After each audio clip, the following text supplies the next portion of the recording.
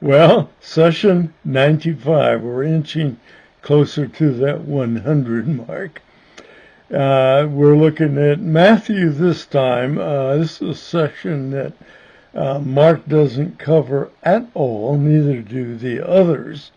So we'll go to this. It's entitled Guards Posted, and it's from Matthew 27, verses 62 through 66. Again, let's begin with a couple of questions. What were the religious leaders doing after Jesus was entombed? Didn't they know what Jesus had taught and said about his death and resurrection? Of course, we know the answer is yes. Wouldn't they take some action to avoid further Jesus problems? It's really clear they would. So let's go ahead and take a look at it. As I said, only Matthew covers this event. It'll probably be a little bit shorter than some of our recent sessions, but we'll get through it. And we're going to have a series of these, some of which are quite short. One or two will be a little bit longer, and we will try to get all the way through to the resurrection. Well, the chief priests went to see Pilate on the day after he was entombed. Remember, that was the Sabbath day. The first day of the Feast of Unleavened Bread. They were concerned over what they had heard about Jesus claimed that he would rise after 3 days. Their trip was likely shorter than the allowable Sabbath day journey. We'll talk about that in a moment. Well, as a matter of fact, let's go ahead and do it right now. How long was a Sabbath day journey? Well, our look begins in Exodus 16:29 during the pilgrimage from Egypt, where Israel was delivered from salvation. Yeah, they were delivered from slavery. I'll get it to in a minute. You see, I'm still having trouble from that bang on the head several months ago. Told me I would for a few more months yet. Well, Exodus 16:29. See, the Lord, that's Yahweh, has given you the Sabbath. Therefore, he gives you bread for 2 days on the 6th day.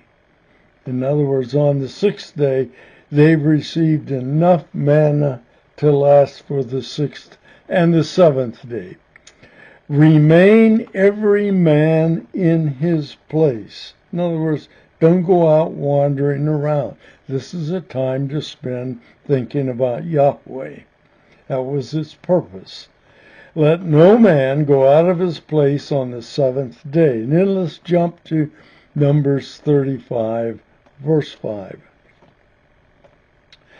You shall also measure outside the city on the east side 2,000 cubits. Remember, a cubit is roughly 1.5 feet, give or take. It's supposed to be the distance from here to here. Roughly somewhere between like 17 inches and 20 inches. So I take 18 as a nice round number, which is 1.5 feet. And on the south side, 2,000 cubits. And on the west side, 2,000 cubits. And on the north side, 2,000 cubits, measured from where? Within this, with the center, the city in the center. So you start from the middle of the city, and you go 2,000 cubits in all four directions. And that gives you a block of region in which you can travel. This shall become theirs as pasture lands for the cities. It was originally, as I recall, designed to be the place for the not pilgrimage cities. What do they call cities of refuge? Refuge city, where you could run to be safe under some circumstances. And then let's move to Acts 1:12. Seems a strange way to go here, but it comes up again. It says, then they, and this was the 11 apostles, they had just seen Jesus ascend on the clouds back to heaven. It says, then they returned to Jerusalem from the Mount of Olivet, which is near Jerusalem, a Sabbath day's journey away. So the Mount of Olives was within the Sabbath day's journey. You could go there and back on the Sabbath day. That probably is relatively significant here, because Jesus was buried probably at the foot of Mount Olivet, or somewhere in a garden on Olivet, in a tomb.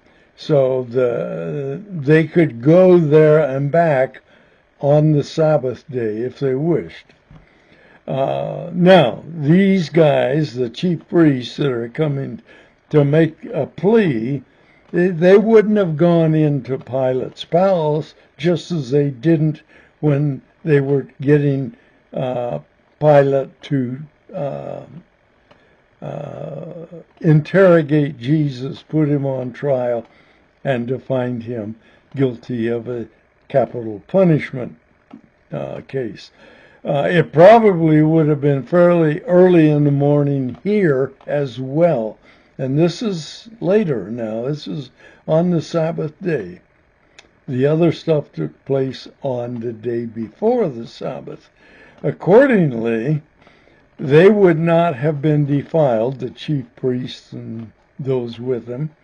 They wouldn't have been defiled by touching something making them unclean, by going into Pilate's place, and they could still participate in all Passover ceremonies, which was important for them. Now, let's move to Matthew for a bit.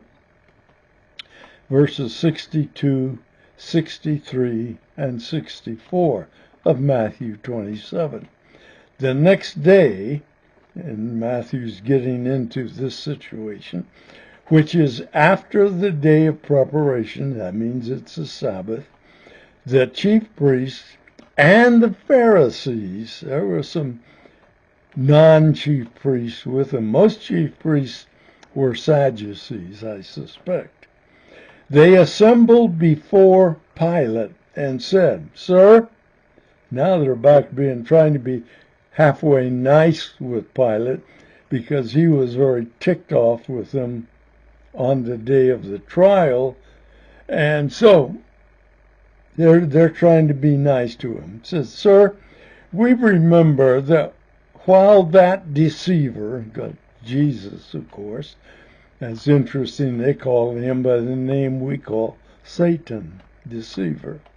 Still we remember that while that deceiver was still alive, he said, after 3 days I will rise again. So they finally got things squared away and said, no, he's not talking about rebuilding the temple in 3 days. He's talking about rising from the dead. They got that from other places as well, of course. So give orders, and now they're given one, it sounds like, give orders to secure the tomb until the 3rd day. In other words, they said, we can't afford for his body to disappear. We want you to keep it secure, so no one can get in, no one can get out. The rest of verse 64, otherwise his disciples may come and steal his body and say to the people, he has been raised from the dead. And the last deception will be worse than the first. In other words, they're saying, hey, Pilate, if they would come and steal his body and the people believed that he was raised from the dead, you got a big problem, bigger than it was originally. So they're trying to put the pressure on him again to make sure that nobody could get into or out of Jesus' tomb, or Joseph's tomb that Jesus was occupying. Now, they clearly did not believe that Jesus would in fact rise from the dead, but they did believe that the disciples were capable of stealing the body to make it look as though he had risen. It's an interesting position. And while, if somebody stole the body, you could claim that he was risen, but if he's risen, where is he? And why can't we see him? You could not produce a live person taking his place. Their belief was this: if Jesus can deceive people about being the Messiah, his disciples could deceive about his resurrection. I got to make some of these things simpler, I think. Either that or I'm going to keep stumbling over things for a bit. Well, what's next? Well, the likelihood of the disciples faking Jesus' resurrection doesn't seem to be a very big likelihood. Why? Well, these are the guys who ran when Jesus was arrested. Do you think they'd be willing to come back and risk arrest on their own and persecution and ridicule to perpetuate a hoax, if that's what this was? They'd steal the body. That would make their claim to his resurrection a hoax, because they still have the dead body. If somebody else found that dead body, the hoax would be over. But in the process, they would, because of the situation between Pilate and the Jews, they would likely be arrested, maybe even put to death themselves. I don't know what the full likelihood of conviction consequences might be. But these guys didn't show that they have that much fortitude at this moment to do that. So, that's just personal opinion, of course. Regardless, Pilate seemed not in the mood to argue or chance another uprising. He's not going to argue with these people about securing the tomb, and he does not want to see an uprising because of the claim of a resurrection. So Pilate said to them, and this is verse 65 of Matthew 27, Pilate said to them, take a guard of soldiers, go and make it as secure as you can. Essentially, he's saying, look, you were scared to death of this guy while he was alive. That's why you tried to get me to take care of him. You were afraid of the man when he was alive. Now you're still afraid of him when he's dead. You're worried that he will still cause you problems. So, okay, you have your own guard. Take it and seal the tomb. You have a guard is what we read, but other translations say you have your own guard, something like that, or that's the implication. And so that means that The guard could have been the temple police, which the chief priest would have control over. It's also possible that that phrase said, now, I'm going to give you a set of soldiers, a small contingent of soldiers, so you got these guys, you take and use them to make this secure. So Pilate's saying, okay, go ahead. He's making fun of them, of course. You were afraid of him when he's alive, you're still afraid of him when he's dead. So go, your own guard, take it and seal the tomb. Don't know if that's what happened, but it sure sounds like something Pilate would do in order to harass the chief priest back again. But the chief priest did as Pilate suggested. There's still the question whether they're Roman soldiers or temple guards. Matthew 27, verse 66. They went out with the soldiers of the guard and made the tomb secure by sealing the stone.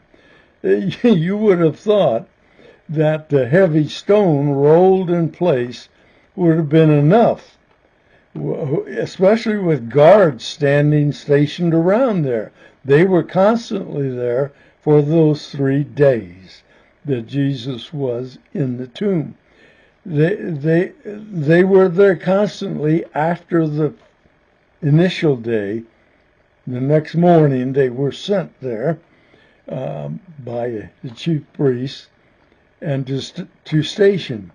But they sealed the tomb. Remember, that stone was rolled down an incline in front of the temple, or the tomb.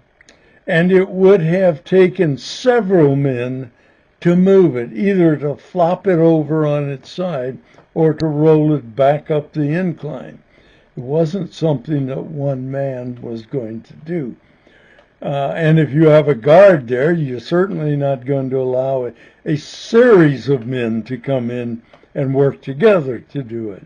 So that should have done it, but just to be sure, they put a seal on it, which was like a piece of cord that went from the stone to the tomb face, and they were some kind of wax or something to place it on there. So if the stone is moved and then put back, you would notice because the seal would be broken. So it's probably just a simple cord attached to the tomb and the stone, where the stone couldn't be moved without breaking the seal. Well, okay, so much for that. But again, the tomb must have been very nearby, and we think it was on Olivet, since the priest would not have risked violating the Sabbath by a long walk. Now, these priests had to go, I would think, to Olivet with the guard and show him where it was and what they wanted them to do. So it had to be within that Sabbath day journey, I suspect. The chief priests are trying to prepare for any contingency. I'm going to move a bit away from the chief priests and say, what would God have thought about their efforts? And there's something relating to this in Psalm 2. I'm going to read the first 4 verses. It is a messianic psalm, so when it talks about king, it's talking not only about an actual king of Israel during the times of the Psalms, but it was also prophesying about the Messiah.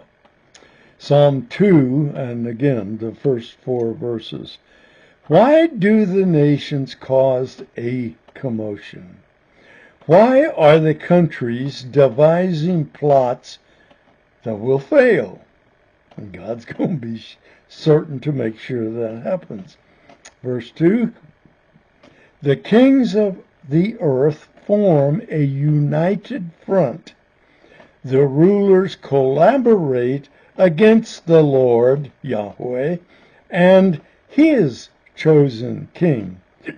Which could have been David, Solomon, one of the others, or it can be also the Messiah. And the key is the word chosen. The kings of Israel were selected by Yahweh. The Messiah was chosen by Yahweh, in the sense that this has happened, that was set up in eternity past, has always been something waiting to happen. Verse 3, they say, and they're talking now about these kings that are plotting against Yahweh's king. They say, let's tear off the shackles they have put on us. Let us free ourselves from their ropes. Thinking, this king is just going to limit what we can and can't do. Verse 4, the one enthroned in heaven laughs in disgust. The sovereign master taunts them. Essentially, it's God telling people, you can go against my king, you can plot to go against my king, but it's my king. Think of what has to happen next. If, and this is after the tomb is sealed, if the Christians are to affirm Jesus' resurrection, they will need for his empty tomb to be open to public display. In other words, people other than followers have to be able to access the empty tomb. There better be an empty tomb, which is what the Jews were afraid the disciples would cause. The Jews will need a story to declare the resurrection a hoax. Followers and unbelievers will have stories to tell, conflicting stories. So what will those stories be, and how will they be accepted? The Christian position's quite simple, folks, and clear. The tomb is empty. There is an old song that seems appropriate. I've tried to remember it, tell you how much I like it. I think if somebody ever has a memorial service for me, I wouldn't mind this song being sung. It's something I've adjusted from a Gaither song, the Gaither couple who have put this or written this song, but what I'm wanted, I think, predates their work and was much more limited than their work. But it goes something like this. Gone, the stone is rolled back. Gone, the tomb is empty. Gone, sin is defeated. Gone, alive forevermore. Or, as I recalled it, it was just 3 lines. And you're really fortunate I'm not trying to sing it for you. Gone, the stone is rolled back. Gone, the tomb is empty. Gone, alive forevermore. Not as that only a testimony to Jesus' resurrection, it's a testimony to my resurrection and to yours if you are a believer in Jesus Christ. I like it. I won't tell you who sang it, but I like it. You can find all the Gaither words on the internet, of course. So you just check for Gone, and we find one with the Gaithers, and there's a singer that sings it, like Jesse, I think something, I'm not sure. But you can find those, and you can find the entire words, the words to the entire song. The few words have always been a Christian's testimony. Gone, the tomb is empty. Gone. Well, gone, the stone is rolled back. Gone, the tomb is empty. And that's why the stone was rolled back, as we'll see later, to allow people to see that the tomb is empty. Gone, alive forevermore. Christ will never die again, and because of that, we shall reign with him forever. Thank you. We'll see you.